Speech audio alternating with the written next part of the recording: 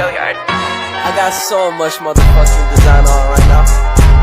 Break it down, bring it back, make it clap. I got 3 old thoughts, new block, where that thing. Bitches on my line, and you know. Bismillahirrahmanirrahim. Assalamualaikum warahmatullahi wabarakatuh. Terima kasih kepada dosen kita, Bapak Dr. Haji Bukhari Muslim, MPD, beserta Bapak Bustomi SAG, MPD, yang telah memberikan kami kesempatan sehingga kami dapat mempresentasikan materi tentang pengembangan sumber belajar untuk pembelajaran bahasa Indonesia di MI, di mana anggota kelompok kami terdapat 3 orang. Yang pertama, M. Wildan Rifai dengan nomor NIM 12020090051. Yang kedua ada Muti Adisa Nabila dengan nomor NIM 12020090058. Dan yang terakhir saya sendiri, Nurul Agdairah Fuada dengan nomor NIM 12020090071. Selamat menyaksikan. Oke, untuk mempersingkat waktu, mari kita mulai presentasi. Di mana materi pertama yaitu tentang apa sih itu sumber belajar? Di mana pengembangan merupakan suatu usaha yang dilakukan secara terarah dan terencana untuk membuat dan memperbaiki sehingga menjadi produk yang semakin bermanfaat untuk meningkatkan kualitas sebagai upaya menciptakan mutu yang lebih baik juga. Nah, sekarang sumber belajar adalah semua sumber yang meliputi data, orang, barang yang digunakan oleh peserta didik itu sendiri. Nah, jadi yang dikatakan sumber belajar itu bukan hanya buku, tapi bisa dari pengalaman, bisa dari orang, bisa dari media cetak, pokoknya sesuatu apapun yang kita bisa ambil pelajaran dari hal itu. Jadi bukan hanya buku saja, oke? Nah, jadi sumber-sumber bahan dan belajar adalah segala sesuatu yang dapat dipergunakan sebagai tepat di mana bahan pengajaran terhadap atau asal untuk belajar seseorang. Dengan demikian, sumber itu merupakan bahan materi untuk menambah ilmu pengetahuan yang mengandung hal-hal baru bagi peserta didik itu sendiri.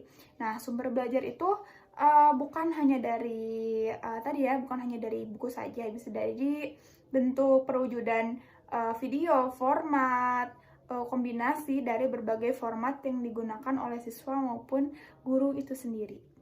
Oke, baik, yang materi selanjutnya adalah pengembangan sumber belajar, yang dimana sumber belajar ini adalah segala macam informasi yang berasal dari luar diri seseorang yang dapat memberikan pengalaman-pengalaman baru yang memungkinkan peserta didik ini dapat untuk belajar. Nah, yang dimana sumber belajar ini meliputi lingkungan fisik seperti tempat belajar, bahan dan alat yang digunakan untuk belajar, dan personal seperti guru, petugas perpustakaan, dan siapa saja yang berpengaruh baik secara langsung maupun tidak langsung untuk keberhasilan dalam pengalaman belajar. Nah, dengan adanya kemajuan dan kemudahan teknologi pendidikan, maka sumber belajar yang tersebar di dunia ini mempunyai bentuk dan macam dan aneka yang beragam,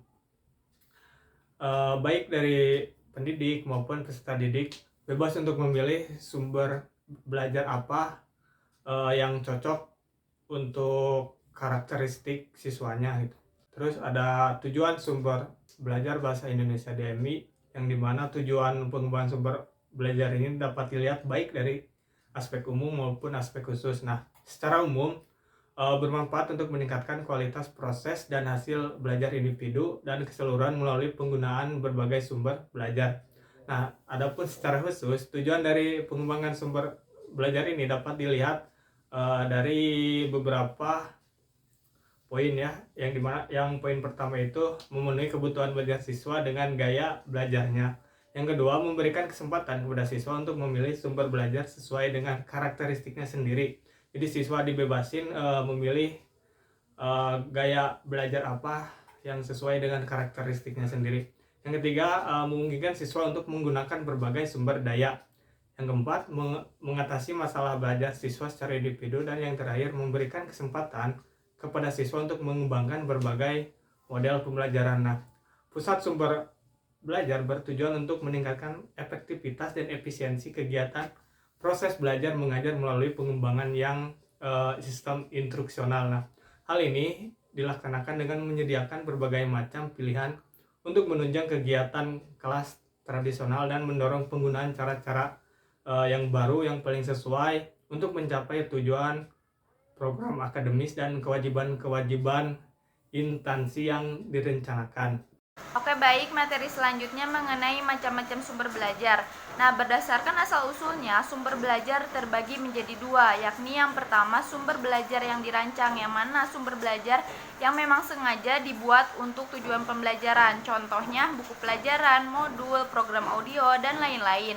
Yang kedua, sumber belajar yang sudah tersedia dan tinggal dimanfaatkan, yang mana sumber belajar tidak secara khusus dirancang untuk keperluan pembelajaran, namun dapat ditemukan, dipilih, dan dimanfaatkan untuk keperluan pembelajaran. Contohnya, museum, film, surat kabar, siaran televisi, dan masih banyak lagi yang lainnya. Nah, sedangkan menurut Rohani, pembagian sumber belajar antara lain meliputi yang pertama, sumber belajar cetak seperti buku, majalah, brosur, koran, poster, dan denah. Yang kedua, sumber belajar non-cetak yang mana terdiri dari film, video, model, boneka, dan audio kaset. Yang ketiga, sumber belajar yang berupa fasilitas seperti perpustakaan, ruang belajar, studio, lapangan, dan olahraga. Lalu yang keempat, sumber belajar yang berupa kegiatan seperti wawancara, kerja kelompok, observasi, simulasi, dan permainan.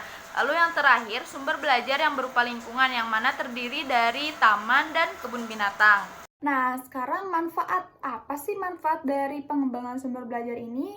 Di mana menurut Evelyn tahun 2012 ia mengatakan ada beberapa manfaat. Yang pertama, memberikan pengalaman belajar terhadap peserta didik secara langsung dan konkret. Misalnya, pergi ke karya wisata, objek-objek seperti kebun binatang, lalu juga museum, dan sebagainya. Nah, itu tuh memberikan panduan atau perjalanan peserta didik untuk mengisi. Jadi, apa saja yang mereka dapatkan di karya wisata itu sendiri. Lalu yang kedua, dapat menyajikan suatu yang tidak mungkin diadakan atau dikunjungi atau dilihat secara langsung oleh peserta didik. Misalnya itu dari sketsa, dari foto, dari film, dari majalah, dan sebagainya.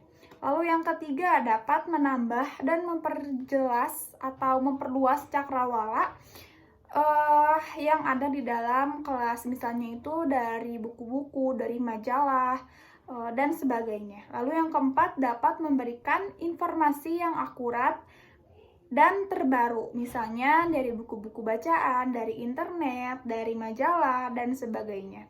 Lalu yang kelima, dapat membantu memecahkan masalah pendidikan baik dalam lingkup mikro maupun makro. Lalu yang selanjutnya, dapat memberi motivasi inovasi yang positif. Apabila itu sudah diatur dan direncanakan pemanfaatannya secara benar dan tepat, dapat memberikan pengaruh yang baik terhadap peserta didik. Lalu yang terakhir, dapat merangsang untuk berpikir lebih kritis lagi. Nah, pada hakikatnya sumber belajar itu begitu luas dan kompleks ya. Lebih dari sekedar media pembelajaran, segala hal yang di sekitarnya diprediksikan akan mendukung dan dapat dimanfaatkan untuk keberhasilan pembelajaran sumber belajar itu sendiri. Yang selanjutnya di sini ada peranan sumber belajar. Nah, sumber belajar mempunyai peran yang sangat erat dengan pembelajaran yang dilakukan. Adapun peranan tersebut dalam pembelajaran sebagai berikut.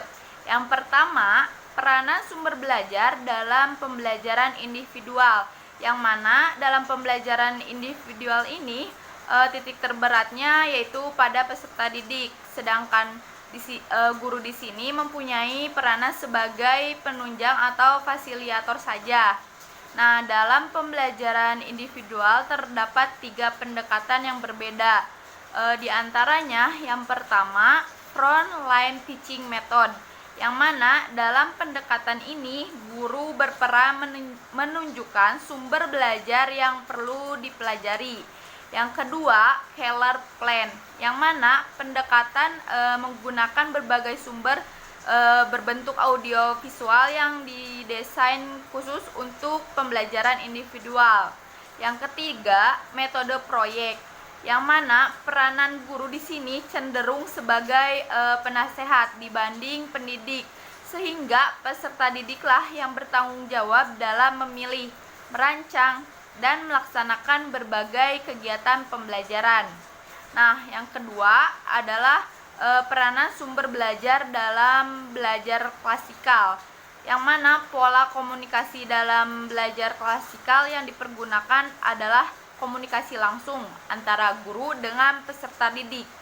Nah, hasil belajar sangat tergantung oleh kualitas guru, karena guru merupakan sumber belajar utama peserta didik. Sumber lain seolah-olahnya itu tidak ada peranannya sama sekali, karena frekuensi belajar didominari interaksinya itu banyaknya itu dengan guru. Lalu yang selanjutnya, yang ketiga, peranan sumber belajar dalam belajar kelompok. Nah, pola komunikasi dalam belajar kelompok terdapat dua pola komunikasi yang secara umum itu ditetapkan dalam belajar. Di antaranya, yang pertama, bush session, yang mana ini disebut dengan diskusi singkat. Adalah kemampuan yang diperoleh peserta didik untuk didiskusikan singkat sambil berjalan gitu pembelajarannya. Nah, sumber belajar yang digunakan adalah materi yang digunakan sebelumnya atau yang sudah dipelajari sebelumnya yang sudah dijelaskan oleh guru gitu. Nah, yang kedua, controlled discussion, yang mana ini disebut dengan diskusi di bawah kontrol guru. Nah, sumber belajarnya antara lain adalah bab dari suatu buku, materi dari program audiovisual, atau masalah dalam praktek laboratorium. Yang ketiga, tutorial, yang mana belajar dengan guru pembimbing. Sumber belajarnya adalah masalah yang ditemui dalam belajar atau keseharian gitu. Bentuknya dapat dari bab buku gitu, topik, masalah, dan tujuan instruksional tertentu. Yang keempat, tim project atau tim proyek, yang mana ini suatu pendekatan kerjasama antar anggota kelompok dengan cara mengenai suatu proyek oleh tim. Yang kelima, simulasi atau presentasi untuk menggambarkan keadaan yang sesungguhnya. Nah, yang selanjutnya ada micro teaching, yang mana micro teaching ini proyek pembelajarannya itu direkam dengan video atau bisa langsung gitu. Nah, itulah sekian dari kelompok kami. Mohon maaf bila banyak kekurangan. Semoga apa yang kita sampaikan bisa bermanfaat untuk teman-teman semua. Terima kasih banyak. Wassalamualaikum warahmatullahi wabarakatuh.